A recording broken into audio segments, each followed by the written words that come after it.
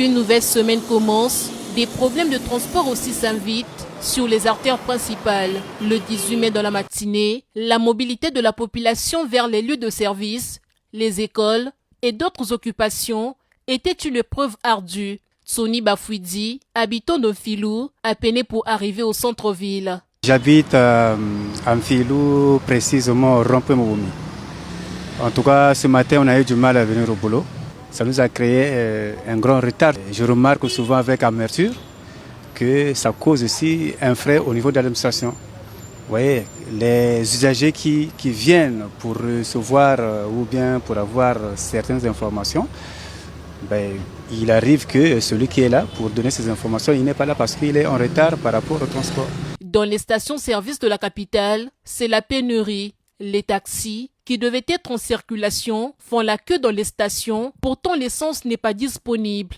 Les chauffeurs sont debout sans information, certains assis à même le sol, et d'autres en train de dormir paisiblement, la portière ouverte, pour aérer le véhicule. Maurice Mouyomba se retrouve 20e sur une queue de plus de 30 mètres.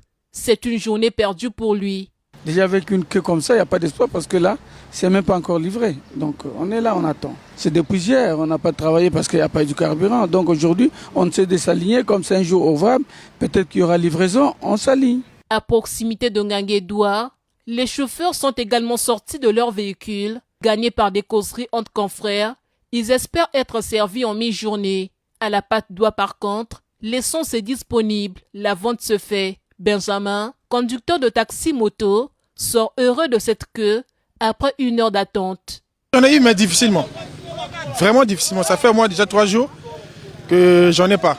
Donc, je passais juste et j'ai vu le carburant, j'ai profité. Je vais aller me reposer parce que ceux qui ont le carburant vont vouloir chercher à travailler. Donc moi, je vais attendre jusqu'à ce que leur carburant va finir et moi, je vais sortir.